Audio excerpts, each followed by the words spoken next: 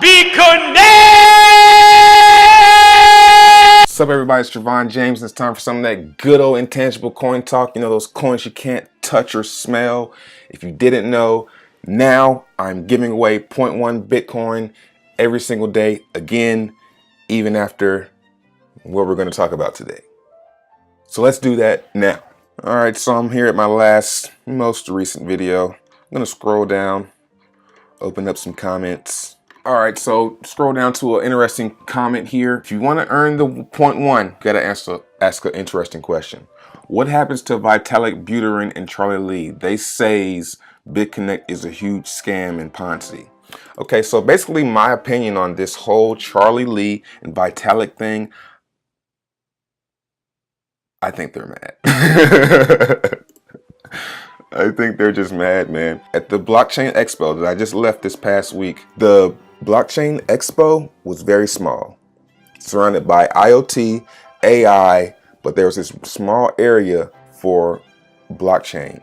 And BitConnect had the biggest booth, had the most people around it, had the most people interested looking at pamphlets, and I think that those guys are mad that BitConnect is taking capital share out of their pockets. So you can't call something that's blockchain a Ponzi and you have a blockchain yourself. Like, come on, guys.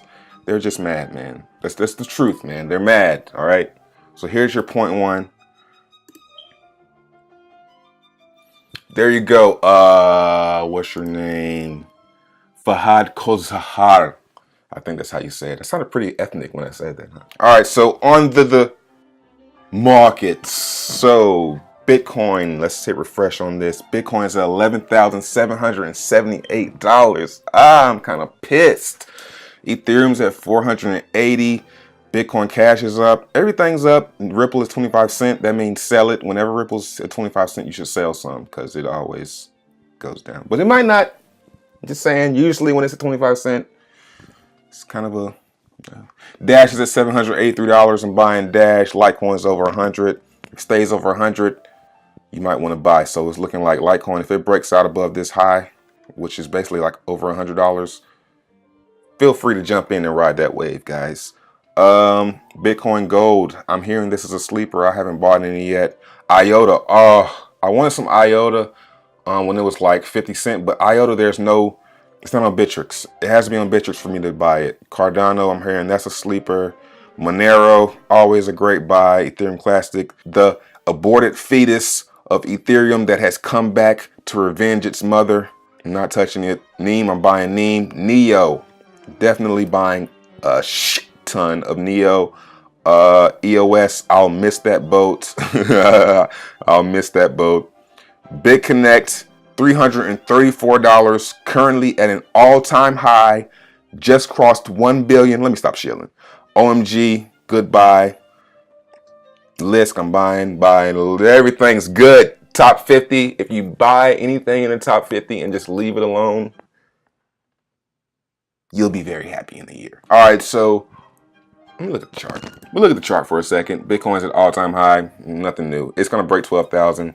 If it doesn't, it's going to fall, but it's holding this level here right above 11.5. All right, so on to the topic of what you clicked on this video for. Did I really get hacked for 111 Bitcoin? And if I really did get hacked for 111 Bitcoin, why am I still alive? Why hasn't this guy killed himself? All right, so on November 21st, I was live streaming on Instagram. I was live streaming on Instagram and someone said, "Hey, what's up with your YouTube name?" I ignored it. I'm like, "What do you mean what's up with my YouTube name? My name is Trevon James."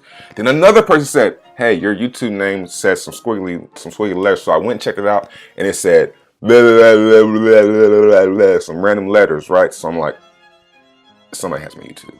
So I went to try and get my YouTube, and then I remembered this is where the lessons get learned, guys, about security with your Bitcoin. I remembered that my YouTube email is linked to where I keep all of my private keys. Okay, so I had all of my private keys in this email. How did they get into it? They got my phone number and they called Verizon and they said, "Hi, I'm Trevon James." "Oh, hi, Trevon James. We need to verify who you are.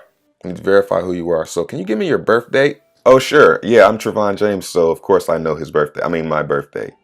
"Oh, it is you, Trevon James. Well, here, you want to switch your phone number over to another phone? Sure. We're going to switch your phone number over to your phone so you can get all these Google authenticating codes that you need to steal this real Trevon James's Bitcoin. So go ahead, here it is." So they switched everything over to their SIM card, and when they went to my Google, they got all my two-factor.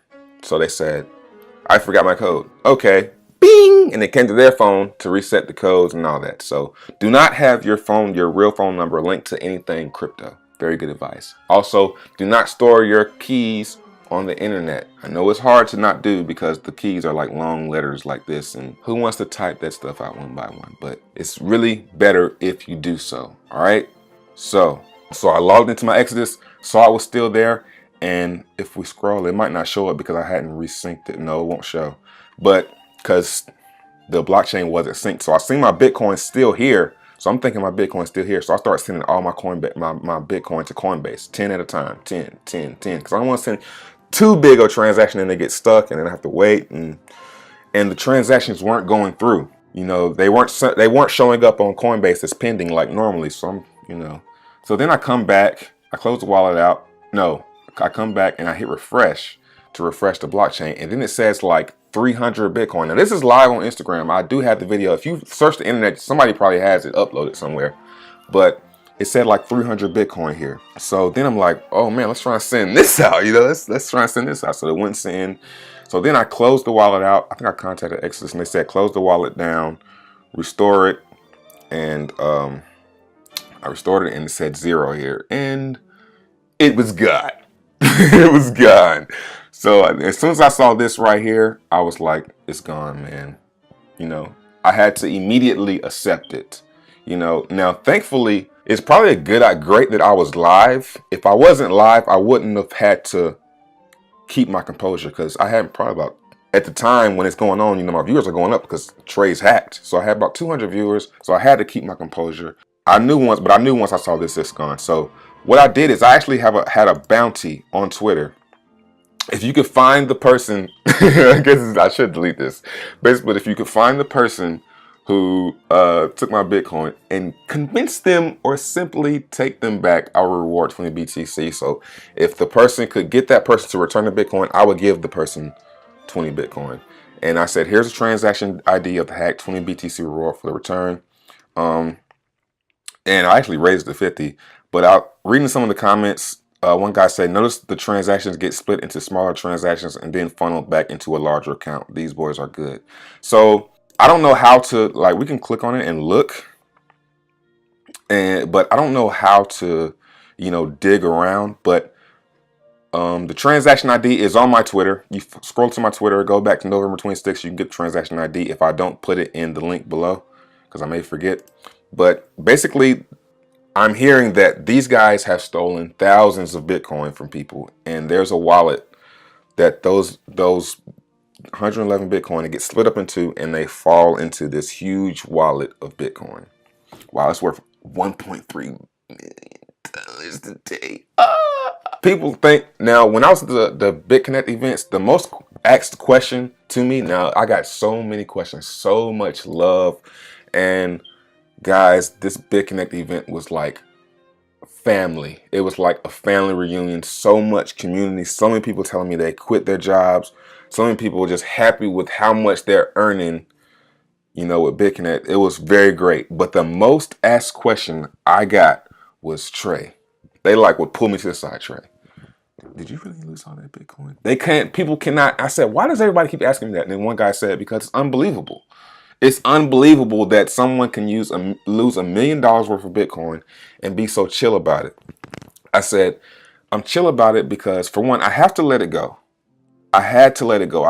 Now, by the fourth, maybe like about the fourth day, I got a little bit depressed because Bitcoin was breaking 9,000, coming up on 10,000. I'm like, man, it's going to be even harder to get this Bitcoin back now that Bitcoin's climbing. And that's why I said when we looked at the chart, I said I'm kind of pissed that it's going up. But I told the guy, I said I have to move on. I can't sit here and dwell on, spoiled milk. I can't make it unspoiled. I have to move on. Thankfully, I have 500,000 in loans, and I'm gonna earn it back. I'm gonna earn it back. Let's go to my Instagram. Here's my portfolio for my Blockfolio. This is how much Bitcoin I have, this is how much NEO I have. And go to my Instagram, you can read the post, but I'm gonna get it back. You know what I'm saying? I'm going to get it back, and I just have to take my Bitcoin more seriously. Another thing I would say is I didn't respect how much Bitcoin I had either. At one point I had 128, then I sold some to then 111. I'm glad I did. I'm glad I sold. I'm glad I locked in these loans because now I'm getting interest. And something I said maybe 2 days ago to somebody, I said, man, these loans are like insurance. If I didn't have this 500,000 in loans, it would have been an entirely different story. It would have been an entirely different story. I would have been a lot sadder. But being that I have this $500,000 insurance, I can sit back and say, let's just collect and be more secure. Now, so what is the moral of this story, kids, you newbies out there? Holding Bitcoin is easier said than done. Oh, I would be better off just holding Bitcoin or waiting for the coin to go up. Yeah, you would. But you got to hold it as it's going up, and you got to not sell it. And you got to not sell it when it's going down. It's not easy, especially if you're really, really into crypto. And it's a lot easier if you're not going to get hacked. So having these loans, I am enjoying this. I am very happy that the last maybe 3 or 4 days leading up to right before the hack, I put in over $400,000 in loans. And that those maybe 2 weeks before the hack, that I'm going to earn $5,000 to $10,000 a day in Bitcoin. Okay, so advice, I'm going to do more videos on securing your Bitcoin, how to maximize your BitConnect accounts. I'm going to be doing all of that because after being at the BitConnect event, I am super, super motivated to help people. That's it for this one. Back to the daily videos every single day, still getting away 0.1 Bitcoin. Follow me on Instagram. I'm going to do a giveaway actually today. I do like these flash giveaways on my social media where I'll post a picture and say free Bitcoin and you comment below and I send a bunch of people Bitcoin and then I delete it. I did the same thing on Twitter the other day. So make sure you're following all my social media. I'll be doing one on Facebook soon also. So yeah, I did really lose 111 Bitcoin and it sucks, but I can't sit here and dwell on it. Like and subscribe, turn on notifications, and don't talk to me unless it's about them kind of coins there, boy. Peace.